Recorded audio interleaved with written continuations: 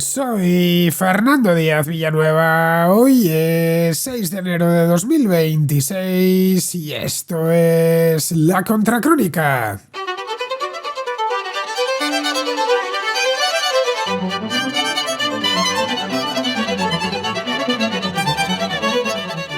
Entre finales del mes pasado y principios de este, Irán está experimentando, de hecho, una nueva ola de protestas generalizadas, protestas populares, las más amplias y extendidas desde el levantamiento popular del año 2022 tras la muerte de Mahsa Amini. Estas manifestaciones comenzaron en el Gran Bazar de Teherán en el mes de diciembre. Los comerciantes empezaron a cerrar sus puestos y salieron a la calle a protestar por el colapso económico que vive el país. El rial, que es la divisa iraní, está en mínimos históricos, la inflación está en máximos y no hay expectativas de que la cosa mejore. Tras el chispazo en el bazar, las manifestaciones se extendieron rápidamente a universidades y ciudades como Isfahán, Mashhad, Hamedán y otras zonas del país. La cuestión es saber si este movimiento podría convertirse en algo mucho mayor, que termine provocando cambios políticos de calado en la República Islámica de Irán. Si comparamos esta crisis con la que se produjo tras la muerte de Mahsa Amini, se observa una clara evolución en la dinámica de la oposición al régimen. Las protestas de 2022 fueron una revuelta moral y generacional liderada por los jóvenes, reunidos bajo el lema Mujer, Vida, Libertad. El estallido actual tiene una base social mucho más amplia. La crisis económica actúa como un catalizador y como un nivelador que ha unido a jóvenes, comerciantes y familias tanto de zonas rurales como de zonas urbanas. Además, se percibe un cambio cualitativo en las demandas. Mientras que en 2022 se exigían autonomía personal y reformas liberales, hoy resuenan con fuerza cánticos monárquicos que piden el regreso de la dinastía Pahlaví. Esto indica que el centro de gravedad se ha desplazado, quizá definitivamente, de la reforma social hacia el cambio de régimen. El entorno internacional también ha dado un giro importante, que debilita la posición del gobierno de Masoud Pezeshkian. A diferencia de la contención diplomática que caracterizó al gobierno de Joe Biden en 2022, el regreso de Donald Trump al poder, acompañado de su ya conocida táctica de la máxima presión, ha empeorado el aislamiento iraní. Con un programa nuclear seguramente destruido tras el ataque del año pasado y la pérdida de aliados en Oriente Medio, como Bashar al-Assad en Siria o las milicias en el Líbano y en Gaza, el régimen se encuentra más vulnerable que nunca. A pesar de esto, el líder supremo, Ali Khamenei, persiste en su retórica habitual. Alterna una empatía superficial con la acusación de que las protestas son fruto de una guerra psicológica concebida en Occidente para debilitar a Irán. En todo lo demás, la respuesta de Pezeshkian no está siendo muy distinta a la que dio Ebrahim Raisi hace 3 años. El patrón de la represión sistemática se mantiene. Se están realizando detenciones masivas y la policía no escatima violencia para sofocar el descontento. Los cambios cosméticos en el gabinete económico y las ofertas de diálogo los percibe la ciudadanía como maniobras intrascendentes que solo buscan ganar tiempo. La historia, también la historia de Irán, enseña que las revueltas del PAN solo consiguen cambiar algo cuando se transforman en movimientos políticos más amplios, más transversales, que es lo que está sucediendo hoy en Irán. Hoy el gobierno ha perdido por completo la autoridad moral que una vez tuvo. Esta autoridad desapareció ya en el año 2022. Eso, sumado a una economía que va de mal en peor, invitan a pensar que las condiciones para un cambio se están alineando. La ruptura entre el Estado y la sociedad parece total y la pregunta que domina el panorama iraní ya no es si el sistema entrará en crisis, está en crisis, sino cuánto tiempo podrá sostenerse bajo el peso de su propia represión e ineficiencia.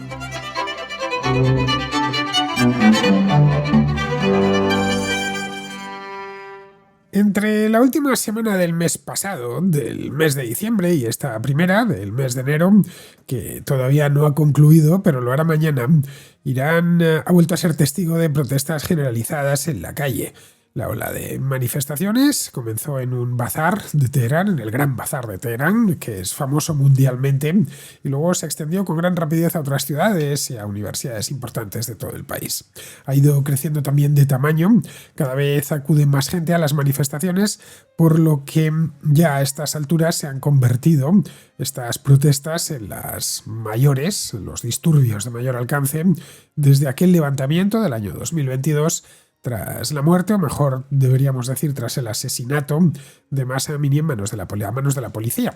El detonante inmediato está siendo el colapso económico que sufre Irán. La moneda iraní, el rial, pues ha caído hasta aproximadamente 1,5 millones de riales por dólar, que es un mínimo histórico. La inflación es muy alta, supera ya el 50%, y el precio de los productos básicos se ha puesto tan alto que queda fuera del alcance del ciudadano medio. La pregunta que deberíamos hacernos, por lo menos la primera pregunta, es si esta nueva ola de protestas, como aquel movimiento del año 2022, podría llegar a convertirse en un desafío político serio y a escala nacional para el gobierno de la República Islámica de Irán, es decir, para el gobierno de Masoud Pezeshkian y por extensión para el del líder supremo Ali Khamenei. Bien, esta ya digo sería la primera pregunta. La segunda es saber cuáles son las similitudes y las diferencias entre lo que está sucediendo ahora en estos momentos y lo que sucedió entre finales de 2022 y principios de 2023. Así de primeras, si comparamos ambas protestas, las anteriores las cubrí aquí en la Contracrónica, hice varios programas sobre este tema, allá por finales de 2022, principios de 2023. Bien, lo que nos encontramos, y las últimas sí estuve siguiéndolas con detalle, es tanto, por un lado, con continuidad como con ruptura, en tanto que sí que se está transformando la dinámica de la protesta en sí. Los orígenes difieren claramente. Las de 2022, podemos recordarlo, estallaron pues por el hastío de la juventud iraní, que es muy numerosa, por cierto, por las estrictas normas religiosas, sobre todo de cara a la vestimenta, y esta crisis que ha estallado ahora ha venido marcada, o ha venido, por lo menos ha estallado por la interminable crisis económica que sufre Irán desde hace ya muchísimo tiempo y que no hace más que empeorar. Bien, en ambos casos, aunque los orígenes son distintos, dan fe no ya de las grietas en la República Islámica de Irán hay desde hace mucho tiempo, sino de algo mucho más grave, de los daños estructurales que hay en el mismo edificio de esa república. Muestran también que se ha abierto una brecha, hoy por hoy ya parece insalvable, entre el Estado y la sociedad. Lo del año 2022 surgió como el corolario de una crisis social y moral que llevaba tiempo larvándose en la sociedad iraní desde mucho tiempo antes. La muerte de Mahsa Amini bajo custodia de la policía de la moral, que le había dado previamente una paliza, se convirtió en todo un símbolo de la represión sistemática que en aquel país se ejerce sobre toda la población, pero especialmente contra las mujeres. Lo que siguió fue un movimiento que estaba centrado, en la protesta misma por la muerte de Amini, pero estaba centrado en la idea de la dignidad, la autonomía personal, la libertad individual. El lema que eligieron los manifestantes en aquella época era muy ilustrativo al respecto. Eran 3 palabras: mujer, vida y libertad. En algunos casos, estaban escritas en farsi, naturalmente, pero en algunas manifestaciones se encargaron de ponerlo en otros idiomas, como en inglés. Este lema, un lema muy poderoso, plasmaba una revuelta generacional esencialmente contra el velo obligatorio y el control de la policía sobre el modo en el que la gente se viste, más concretamente en el que las mujeres se visten. Las mujeres y los jóvenes estuvieron en la vanguardia de aquellas protestas, desafiando a las autoridades. Muchas jóvenes, recordemos aquellas imágenes, se han vuelto a repetir estos días, empezaron a quitarse el velo en público y lo colgaban encima de un palo y lo agitaban delante de la policía durante las manifestaciones. En estos vídeos que pudimos ver entonces se podía ver a una chica joven, muy joven, veinteañera, agitando su velo que se acababa de retirar de la cabeza delante de unos policías que, por supuesto, ni cortos ni perezosos acudían automáticamente a detenerla después de propinarle unos cuantos palos. Aquello era la impugnación a una de las bases fundacionales del régimen. Esto lo comenté en uno de los programas que hice en aquel entonces. Aunque parecía que era una tontería y más visto desde Occidente, para el régimen iraní, para el régimen de los ayatolás, la idea de la observancia obligatoria de ciertos preceptos islámicos, como el velo femenino, era de una importancia capital. Tenía un poder simbólico muy grande. El hecho de que alguna mujer no se lo ponga, podían llegar a tolerarlo, especialmente en ciudades grandes como Teherán. Pero que lo hiciesen de manera pública, notoria, que aquello saliese por las redes sociales y se difundiese, que mujeres que nunca se hubiesen atrevido a quitarse el velo se lo quitasen y que tratasen además de que lo viese todo el mundo grabándose con sus teléfonos la hazaña. Bien, esto cambiaron muchas cosas en aquel momento. Aquellas protestas fracasaron, pero no fracasaron del todo. Lo que tenemos ahora tiene, como os decía antes, un origen algo diferente. Comenzaron y se están manteniendo por el malestar económico, y en este aspecto se asemejan más a unas que hubo pues hace ya un montón de años, hace ya 8 años. Esto fue nada más empezar el año, además, en enero de 2018. Ese año recuerdo que empecé yo la contracrónica, no sé si fue el 3 o el 4 de enero, contando esto de lo que estaba sucediendo en Irán en aquel momento. Esto realmente habían empezado también a finales de diciembre de 2017, habían empezado no en Teherán, sino en otra ciudad también importante, la ciudad de Mashhad, y estuvieron provocadas por exactamente lo mismo que las actuales, por el alto coste de la vida, por la inflación, por el desempleo, y luego ya se extendieron a varias ciudades durante enero de 2018. En principio eran quejas puramente económicas, no tenemos trabajo, todo cuesta mucho, no estamos, la inflación está disparada, no encontramos empleo, o el que encontramos está muy mal pagado, pero luego fueron deslizándose, en el 2018 estoy hablando, fueron deslizándose hacia críticas políticas mucho más ambiciosas. El gobierno iraní, que estaba presidido en aquel entonces por Hassan Rouhani, el líder máximo era el mismo, el líder supremo, Ali Khamenei lo es desde la muerte de Ruhollah Khomeini, desde 1989, las reprimió sin miramientos. Pero en aquel entonces recuerdo que se nos antojaba a todos los que vemos esto desde fuera, como que algo se había roto en Irán.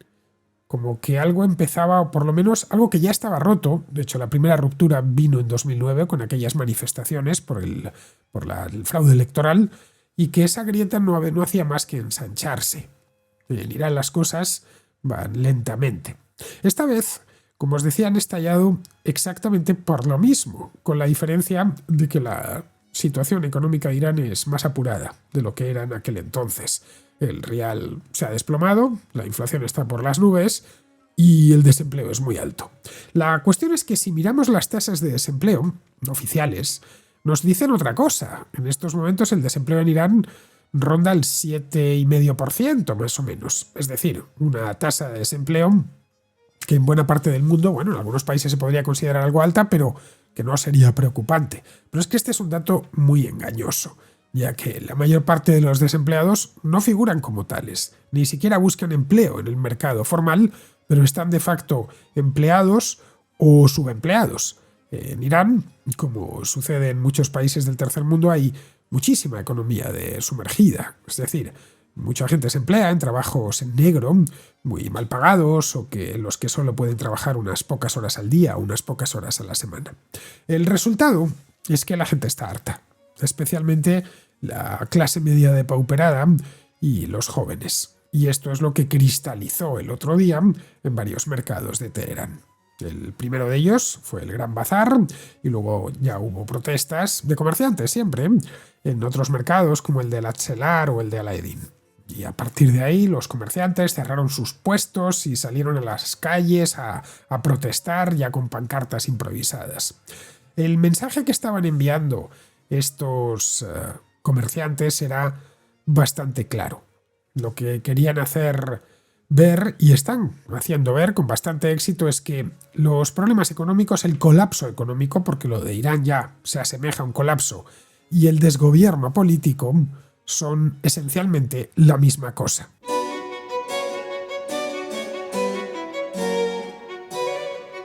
El hecho es que los movimientos de protesta del año 2022 y el de 2025, el de 2018 que he comentado antes por encima, fue mucho más breve en el tiempo, no se extendió de la misma manera, pero estos dos últimos comparten una serie de similitudes obvias. En ambos casos, las protestas se han propagado de forma muy rápida a través de plataformas de redes sociales como puede ser X o Instagram o Facebook, lo que ha permitido que las imágenes, las fotos, los vídeos circulen por todo Irán a mucha velocidad. Y no solo por todo Irán, sino también por el extranjero. Yo he pasado días viendo imágenes desde la otra punta de Europa sin ningún problema y bien, pues, en algunos casos además vídeos largos. En 2022 recuerdo que el hashtag, es decir, la etiqueta, que era Masa Amini, cuadradillo Masa Amini, se viralizó no solo en Irán, se viralizó en todo el mundo. Durante una serie de días, en el momento álgido de las protestas, era fácil entrar, por ejemplo, en Twitter, todavía se llamaba Twitter en aquel entonces, y encontrarse con que uno de los trending topics, de los temas del día, era este de Masa Amini.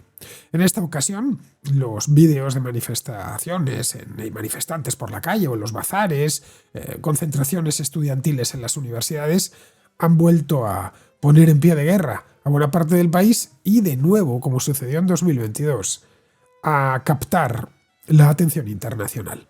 En ambos casos, el Estado está respondiendo con fuerza. Lo hizo en 2022 y lo está haciendo ahora. Bueno, en 2022 más de 500 personas fueron asesinadas y decenas de miles fueron arrestadas y muchas pasaron mucho tiempo en prisión. En estas últimas, de 2025-26, en fin, ya tenemos información de primera mano que habla de una represión desatada, de detenciones masivas y de intimidación sistemática a los manifestantes. En esto lo que nos viene a decir es que la represión sigue siendo la principal, por no decir la única herramienta del régimen para gestionar los movimientos de oposición.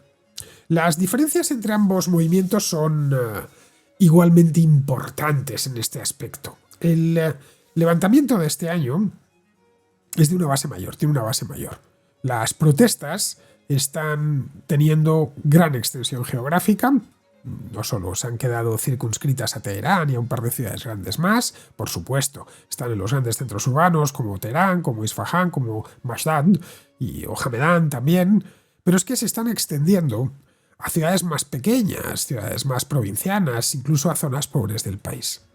En 2022, especialmente durante las primeras semanas, las protestas se redujeron, eran una curiosidad de las grandes ciudades, sobre todo de la capital.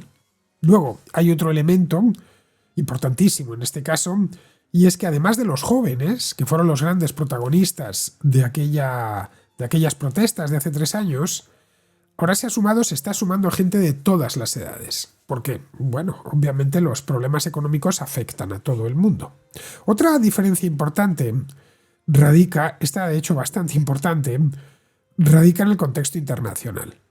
En 2022, la atención internacional pues, se centraba en la violación de los derechos humanos, en este caso de los derechos de las mujeres, el hecho mismo de que a las mujeres en Irán se les vigilase con policía religiosa y se les violentase de esa manera solo por el mero hecho de, y fue el caso de Masa Amini, llevar mal puesto el velo. No es que no lo llevase puesto, lo llevaba, pero lo llevaba mal colocado. Esto hizo que, especialmente desde Occidente, pues se hiciese hincapié en aquello, se transmitió el apoyo de todos los gobiernos, pero era un apoyo meramente retórico, se condenaba. Claro, pusieron alguna que otra sanción, pero la cosa no pasó de ahí.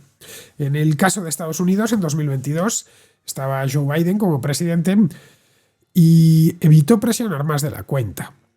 Acababa de empezar la guerra la guerra de Ucrania, y claro, no quería abrirse otro frente en Irán por este asunto. Se decantó más por una contención diplomática sobre confrontarse directamente. Estas protestas tienen como trasfondo geopolítico internacional un entorno muy diferente.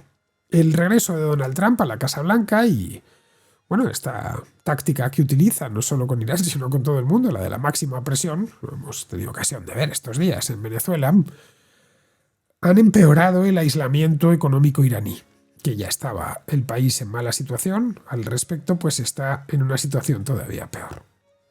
No solo Donald Trump en sus 11 meses de gobierno, algo más, ha empleado ya la fuerza militar contra Irán, el bombardeo del pasado mes de junio contra el programa nuclear iraní, es que se ha declarado dispuesto en varias ocasiones a atacar de nuevo, tanto objetivos del programa nuclear como a los que él considere necesarios. Esto ha agravado los problemas económicos del país y ha sacudido pues, a toda la inteligencia y a toda la élite política iraní. De hecho, el otro día en las redes sociales, creo que era en Truth Social, decía Trump que comentaba la posibilidad de una intervención estadounidense para proteger a los manifestantes iraníes si el gobierno se pasaba. En el caso de que hiciese algo así, pues sería una medida sin precedentes. Y claro, en el gobierno iraní no las tienen todas consigo. Saben que Trump es imprevisible, que puede hacer cualquier cosa. De hecho, esto mismo el régimen lo está aprovechando y presenta las protestas como el producto de la injerencia occidental, una guerra psicológica que están llevando a cabo los occidentales, especialmente los estadounidenses, para desestabilizar el país. Otra diferencia entre 2022 y lo que está pasando ahora es la posición del propio Irán dentro de la región, dentro de Oriente Medio, que ha empeorado bastante. En 2022 todavía no se había producido el ataque, el atentado de Gaza de Hamas en Gaza y por lo tanto, bueno, pues no se había calentado tanto la región, pero vamos, el régimen mantenía una red de aliados en Oriente Medio. Importante. El eje de resistencia lo daban en llamar. Su programa nuclear también le proporcionaba cierta protección. Ahora las capacidades de sus aliados en ese lugar del mundo pues están en mínimos.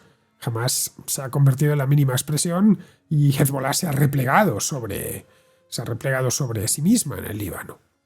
Y luego algunos antiguos aliados, Bashar al-Assad, por ejemplo, que era muy importante como presidente de Siria, pues ya no está en el poder.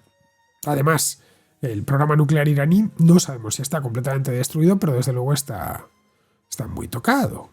Ya digo, quizá destruido después de los ataques israelíes y estadounidenses de junio del año pasado. A pesar de estas diferencias, el líder supremo, el ayatolá Ali Khamenei, recurre siempre a la misma estrategia, para reprimir las protestas o por lo menos para acallarlas. Por un lado combina de forma un tanto frailuna, no deja de ser un líder religioso, claro, un reconocimiento muy superficial de los problemas que hay, asegurando, bueno, recordemos en las primeras declaraciones suyas cuando estallaron las protestas, él dijo que lo entendía. Bueno, había hecho lo mismo exactamente en 2022 con lo de Mahsa Amini. Dijo en aquel entonces que, bueno, el asesinato de Mahsa Amini le había roto el corazón. Esta vez ha dicho lo mismo, que los comerciantes están en lo cierto, que es muy buena gente, grandes trabajadores y que no está bien que tengan que pagar todo tan caro y que efectivamente la inflación está castigando a todos los iraníes. Bien, pues tanto en aquel momento como ahora, tras decir eso, tras asumir que sí, que efectivamente hay problemas, pero que se van a resolver, cambia el tono y dice que todo es una operación de guerra blanda de Occidente contra Irán. Vamos, exactamente lo mismo en los dos casos. Pero a pesar de esto, los iraníes siguen en la calle. Es decir, las palabras del líder supremo no tienen demasiada efectividad. El líder supremo, Khamenei, ni engañó ni atemorizó a nadie en 2022 y no lo está haciendo ahora. Un avance notable, a finales del año pasado, a finales de diciembre, fue el cambio en los lemas de la protesta. Este de mujer, vida, libertad, lo siguen utilizando y mantienen, digamos, su poder simbólico, pero se pueden ver otro tipo de pancartas, se pueden ver cánticos que son un tanto desconcertantes, que nos hablan de banderas del Irán, de los Pahlaví, que hay algo de sentimiento monárquico, algo que se pensaba que en Irán se había perdido. En algunas pancartas, incluso en los cánticos, dicen Javid Shah, es decir, viva el rey. En otros dicen, estamos en la batalla final, Pahlaví regresará.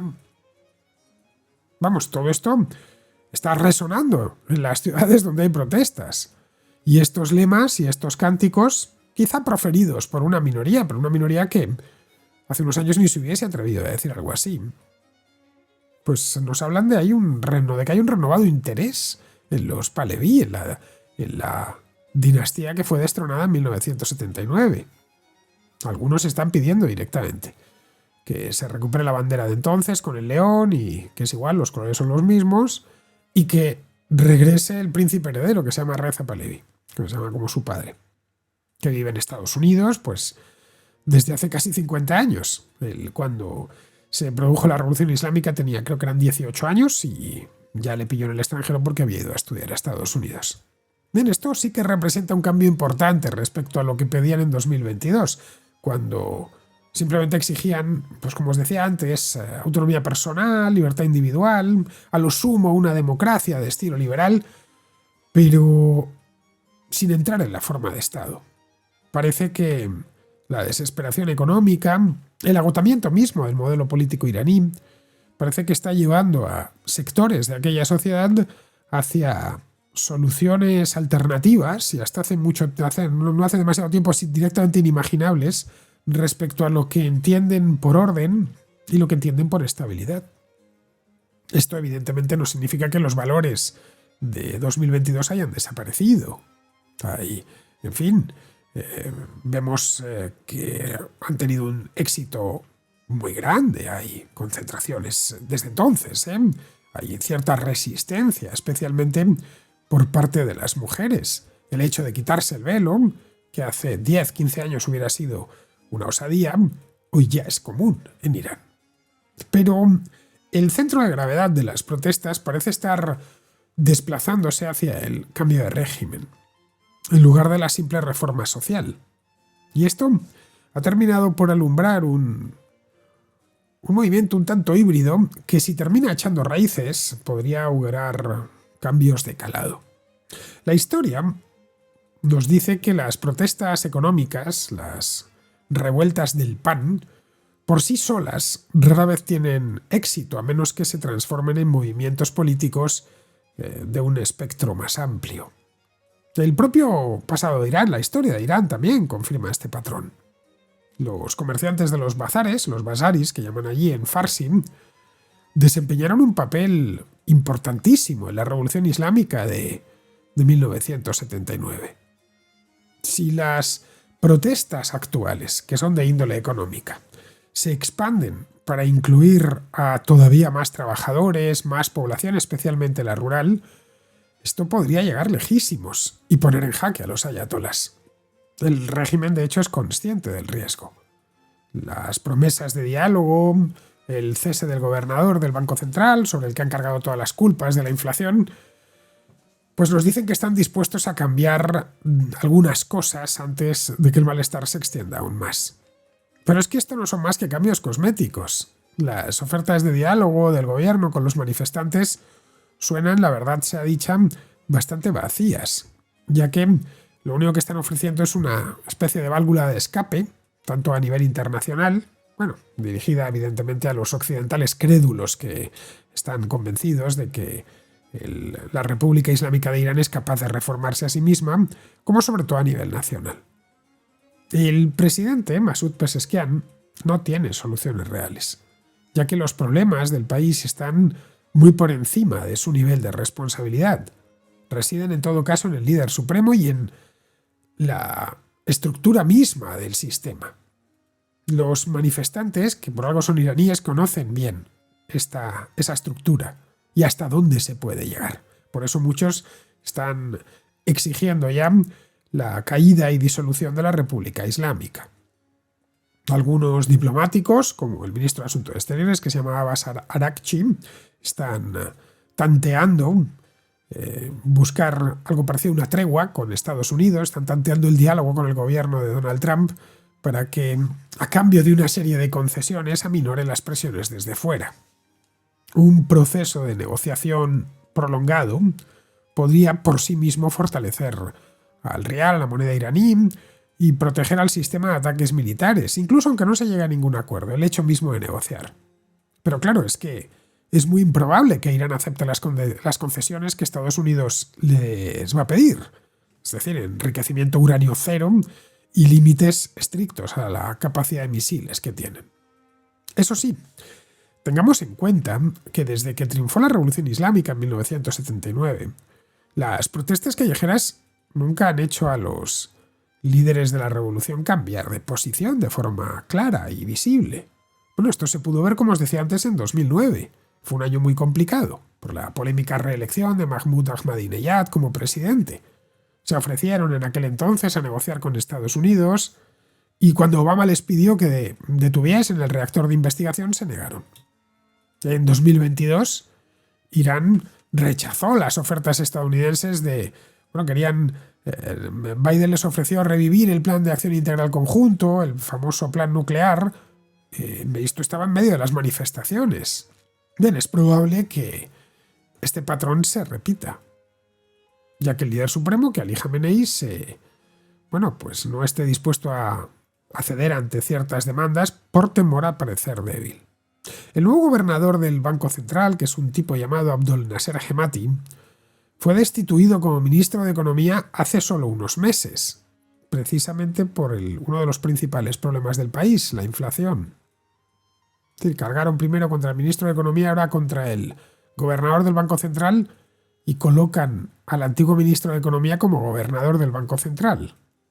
Luego, a partir de ahí, la situación en Irán no hizo más que empeorar y ahora tratan de contener la hemorragia resucitándole en otro puesto.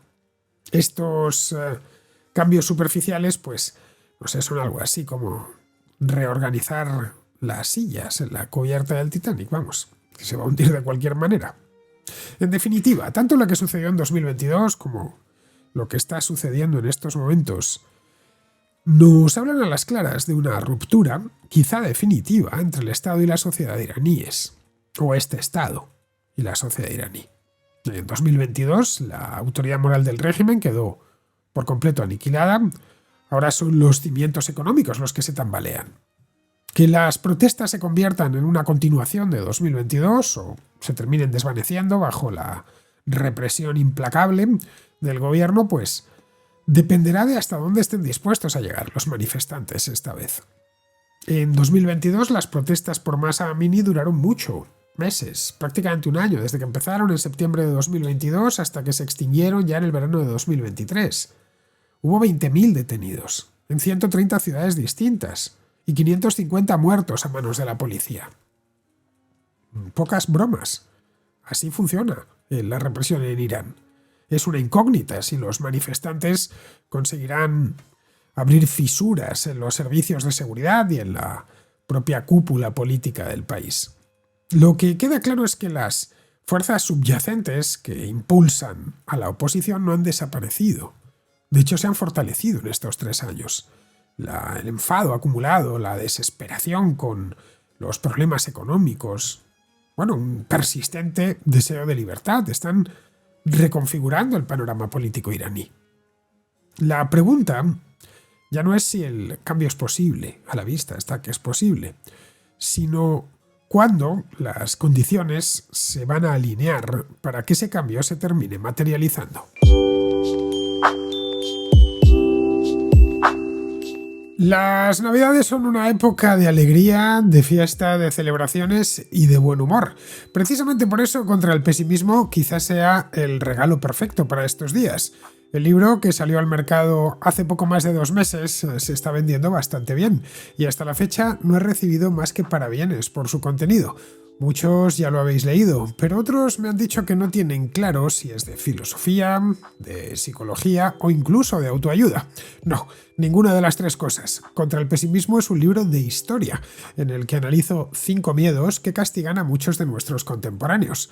La idea equivocada de que cualquier tiempo pasado fue mejor, la idea no menos equivocada de que Occidente está próximo a su final, el convencimiento de que hemos de sentirnos culpables por lo que hicieron nuestros antepasados, la angustia que genera la política de las identidades, que desde hace tanto tiempo nos hace la vida imposible en Occidente, y esa percepción tan arraigada que tenemos en España y en los países hispanos de que lo nuestro es una excepción, generalmente para lo malo. Todo ello lo trato con calma, sin adjetivar más de lo estrictamente necesario y con profusión de hechos. Contra el pesimismo es un libro ameno, fácil de leer y pensado desde el principio para los lectores con criterio. Esos lectores que después de leer reflexionan por su cuenta sobre lo que han leído. Así que si queréis hacer un regalo muy especial estas Navidades, no lo dudéis. Apostad siempre contra el pesimismo, contra el desánimo, contra la negatividad. No le hagáis el juego a quienes os quieren tristes y amargados, porque es precisamente de esa tristeza y esa amargura de la que se quieren aprovechar. El libro lo publica la editorial HarperCollins y trae un prólogo de José Sotochica. Lo tenéis en todas las librerías, en versión digital y, por supuesto, también en audiolibro, grabado por mí.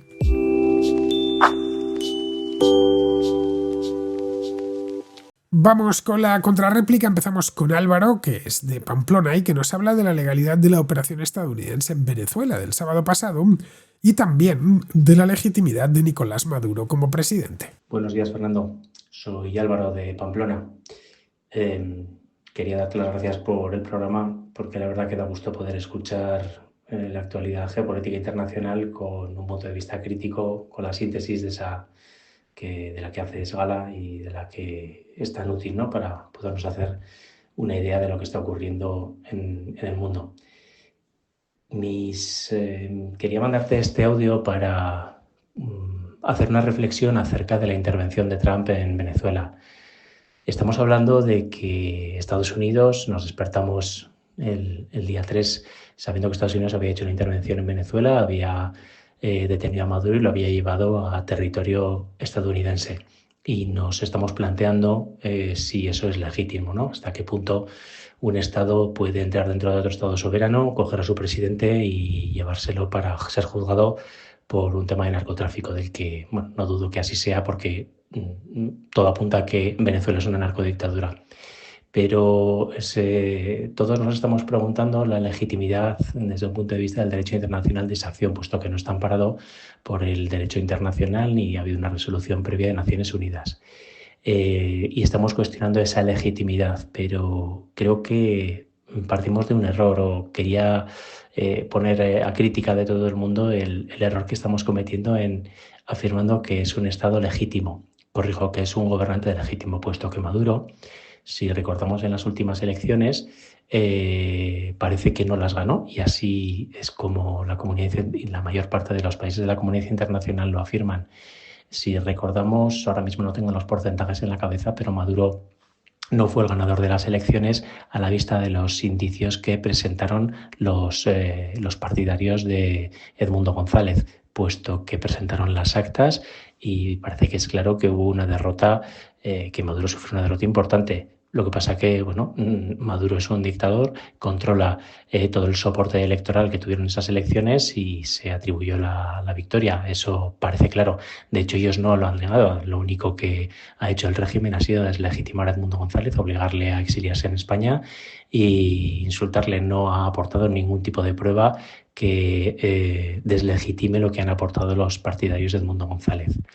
Entonces, hecha esta reflexión, creo que sería razonable afirmar que Maduro no es el legítimo presidente de Venezuela y, por tanto, parece que no es tan descabellado la intervención desde un punto de vista del derecho internacional que ha hecho Estados Unidos en Venezuela el día 3. Pues nada más. Gracias de nuevo y hablamos. Hasta luego. Bueno, esto ya lo comentaba ayer, Álvaro. Maduro no era el presidente legítimo de Venezuela porque perpetró un fraude electoral obsceno hace año y medio después de las elecciones. Un fraude electoral es equiparable a un golpe de Estado. Digamos que es un golpe de Estado tranquilo, pacífico, en el que no necesita sacar al ejército a la calle, ni tomar el parlamento por las malas, ni ejecutar a nadie. Basta con que falsees las elecciones para permanecer en el poder o auparte sobre él. Después de un golpe de Estado, la comunidad internacional puede sancionar a quien ha dado ese golpe. Esto ha sucedido en muchas ocasiones, especialmente en países en los que el golpe en cuestión pues, ha sido muy sangriento o el fraude electoral muy evidente. Nicolás Maduro ya estaba sancionado en Estados Unidos, en la Unión Europea, en Canadá, en el Reino Unido y en un montón de países más. Que no podía ni pisar su suelo, ni sobrevolar su cielo, ni no podía hacer negocios ni con particulares ni con empresas de ninguno de estos países. Bien, estas acciones, estas sanciones llegaron por sus vínculos con el crimen organizado, pero también por los sucesivos fraudes electorales y el modo en el que estuvo reprimiendo a los manifestantes y a la oposición. Es decir, que cualquier gobernante que haya llegado al poder mediante un golpe de Estado es de entrada ilegítimo. Pero claro, nadie está autorizado, ningún otro país está autorizado a invadir el suyo para deponerle, ya que se considera un asunto interno. Digamos que la población del país en el que se ha producido un golpe de Estado queda presa por la propia legalidad internacional que impide las intervenciones. Así que aquí se da la paradoja de que teníamos un presidente ilegítimo, pero era ilegal entrar desde fuera para sacarle de ahí. Esto Maduro lo sabía perfectamente, claro, como lo saben todos los dictadores del mundo, y esa es la razón por la cual nos hemos alegrado de que le depusiesen, al mismo tiempo que nos ha dolido que la legalidad internacional no sirva para estas cosas. Se le puede sancionar personalmente al golpista, pero no se le puede deponer invadiendo el país. Bueno, ese es el motivo por el cual Maduro procuraba salir poco de Venezuela, y cuando lo hacía su avión tenía que tomar unas rutas un tanto extrañas para evitar a cualquier costa el sobrevuelo de los países en los que estaba sancionado. Lo que hizo Donald Trump el sábado pasado fue cortar por lo sano, era cometer una operación de tipo quirúrgico en la que se extrajese del país a Maduro con el menor número de víctimas posible, y entregarle a un tribunal neoyorquino para que le juzgue por tráfico de drogas y unos cuantos delitos más. Pero todos en torno al narcotráfico. Si te fijas, no han ido a por él por fraude electoral, es decir, por ser ilegítimo, sino por el narcotráfico. Donald Trump se ha escudado en eso porque sabe que la ley le permite perseguir a narcotraficantes fuera de sus fronteras, pero no le permite juzgar a un golpista extranjero por haber dado un golpe en su país. En una palabra, que lo que ha hecho es ir a por un narcotraficante, no ir a detener a un presidente. La circunstancia con Maduro era que, coincidían en la misma persona el narcotraficante y el presidente. Bien, vamos ahora con Jesús, que es venezolano, que ha participado ya muchas veces en la contra.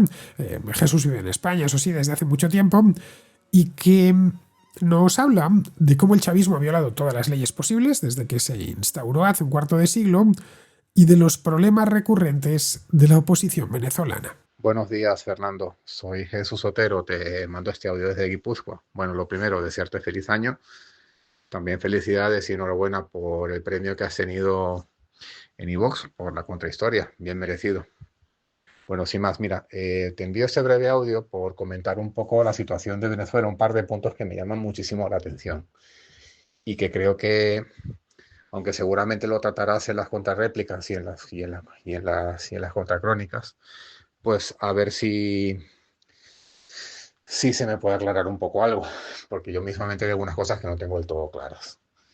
El primer punto, creo que lo has comentado en la contrarréplica del domingo, es sobre el carácter legal que tiene esta intervención militar de Estados Unidos en Venezuela. Vamos a ver una cosa. Yo parto de una base fundamental, como persona que ha vivido en chavismo y que se ha tenido que ir de su país de origen por culpa de eso.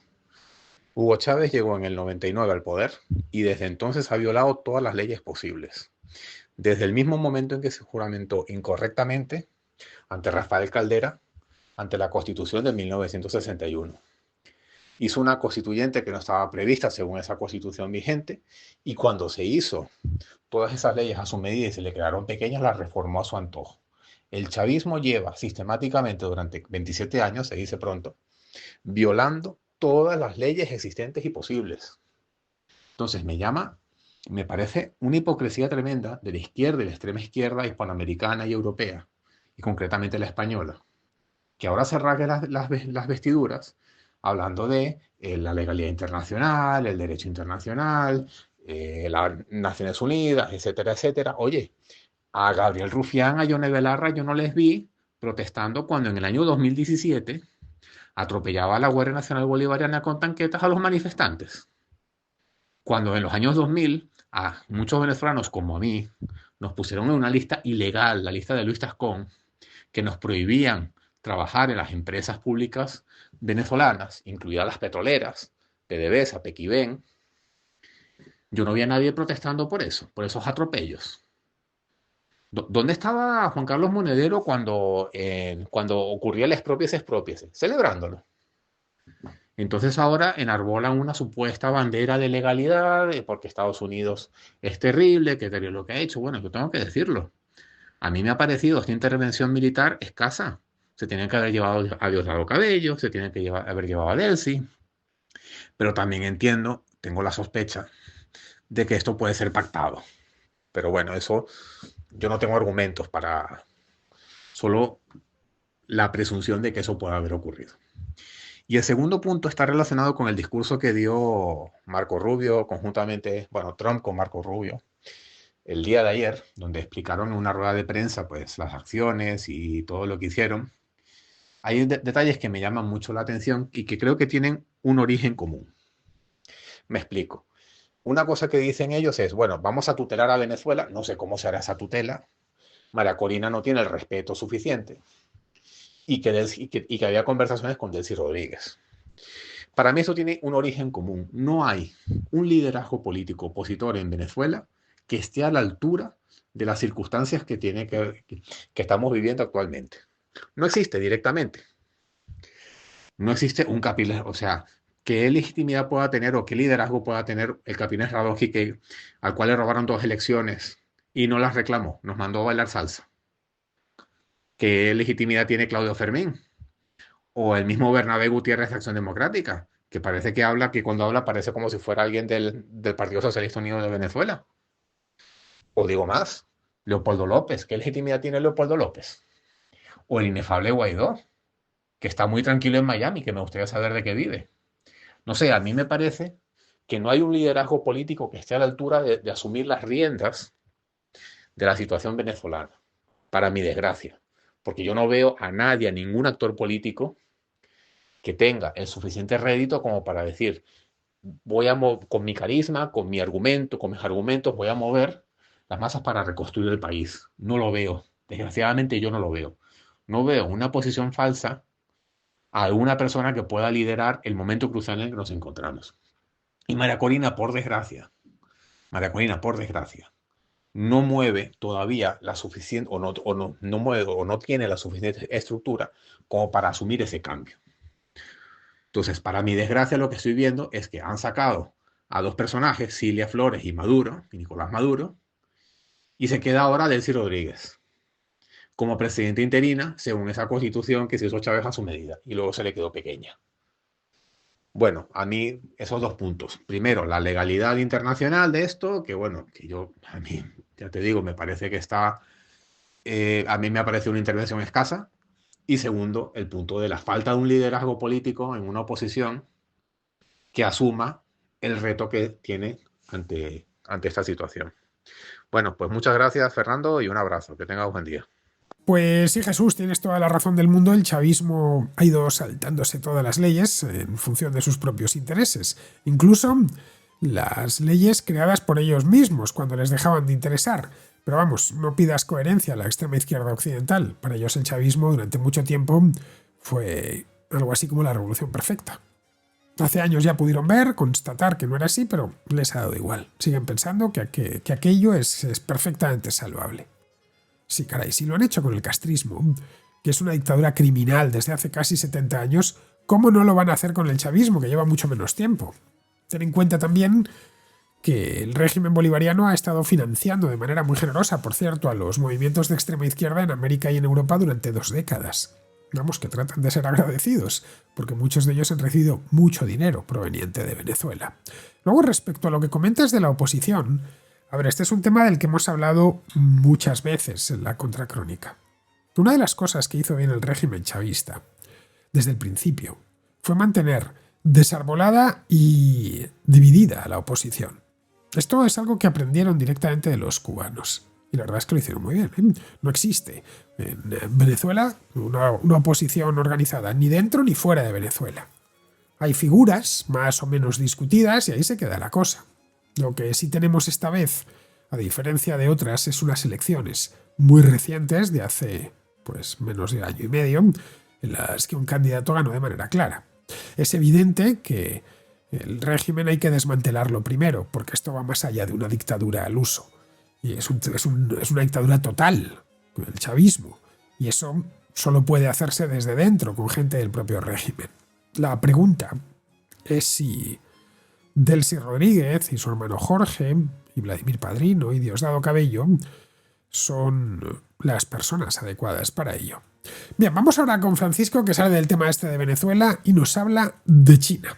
Hola, Fernando. Estaba pensando en mandarte un mensaje sobre China y al final me ha pillado lo de Venezuela, que me ha parecido una buena noticia, pero también aplica. También lo de Venezuela está relacionado con el tema de China.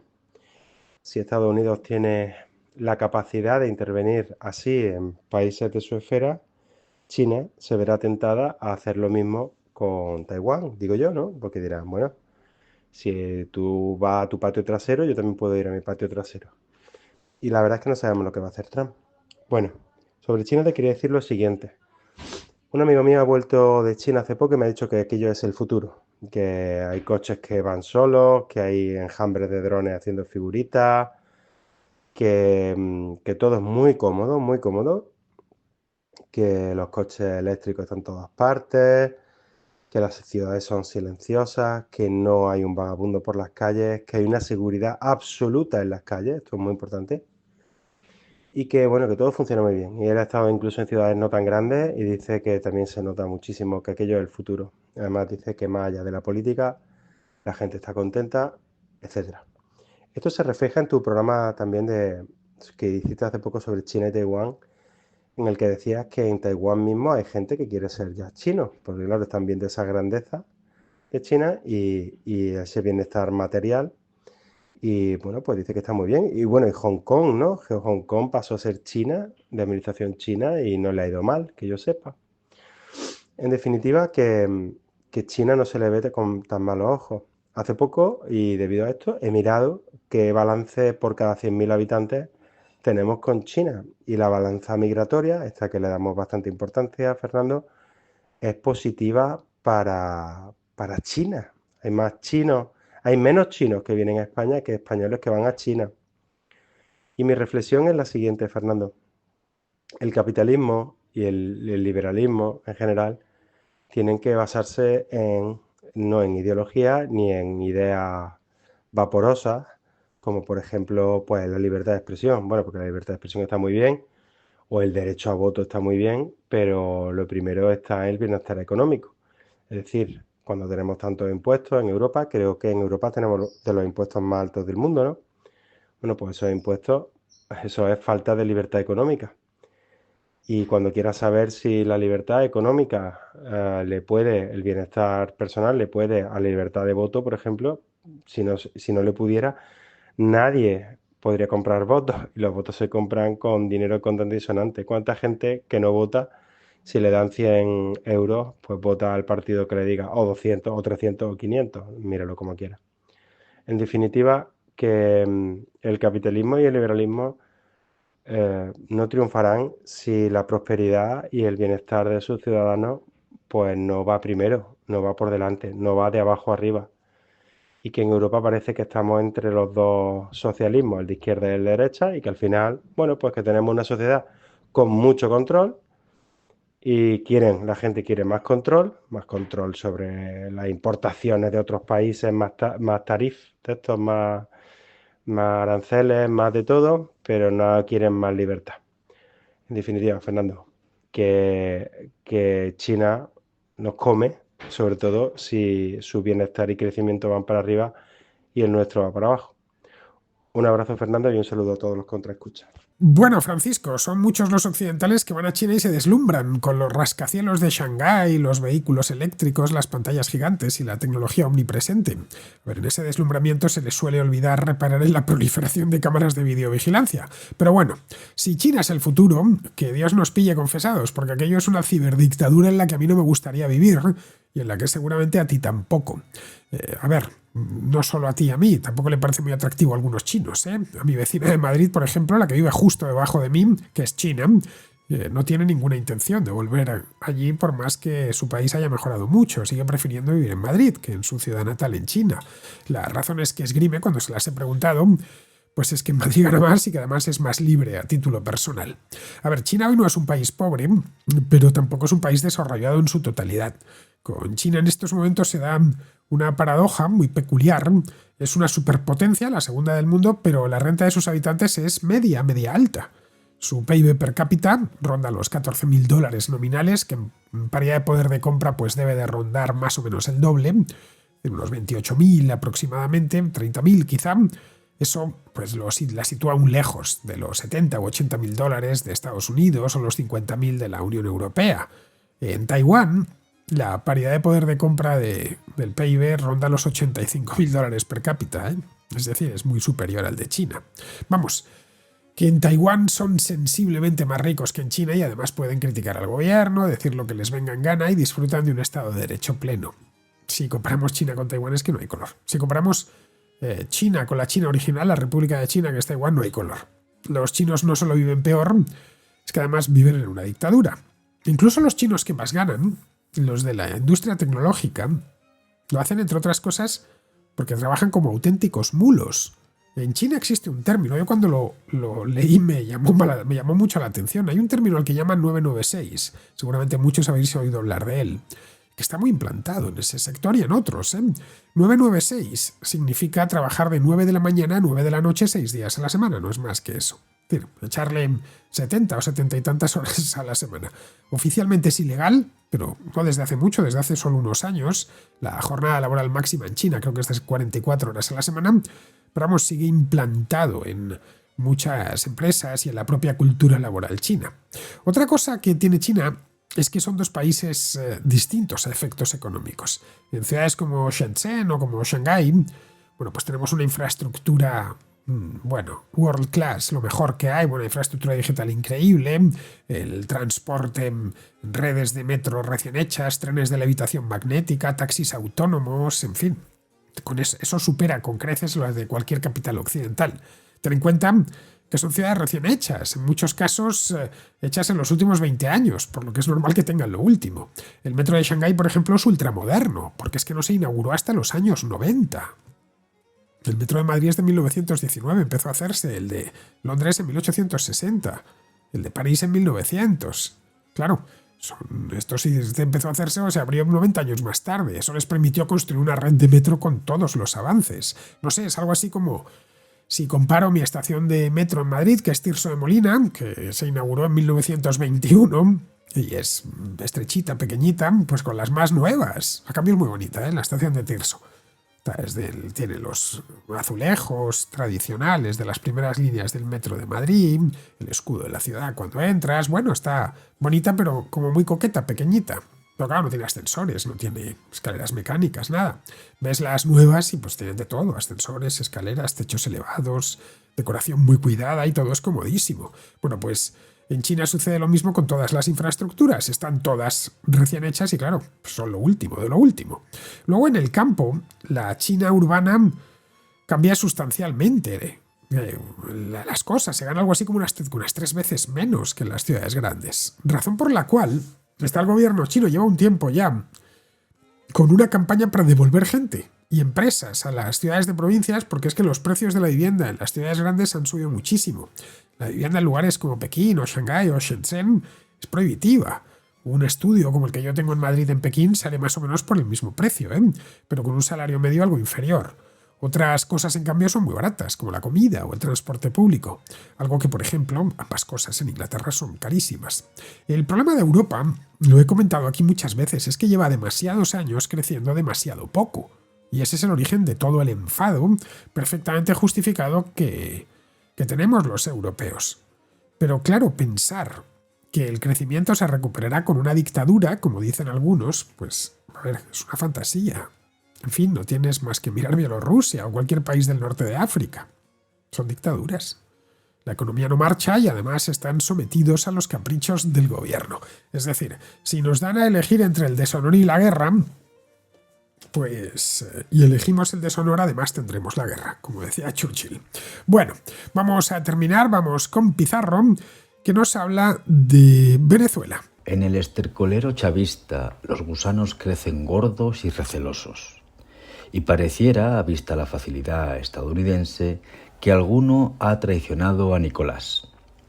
Poco a poco se irá viendo quiénes y cómo se benefician de lo ocurrido dentro del cártel de los soles, e iremos uniendo los puntos hasta que salga el retrato del gusano más artero. Un cordial saludo de Pizarro. Y hasta aquí, queridos amigos, llega la contracrónica de hoy, Día de Reyes. Espero que hayan sido buenos los reyes, o mejor dicho, que hayáis sido vosotros buenos anteriormente y hoy los reyes os hayan correspondido.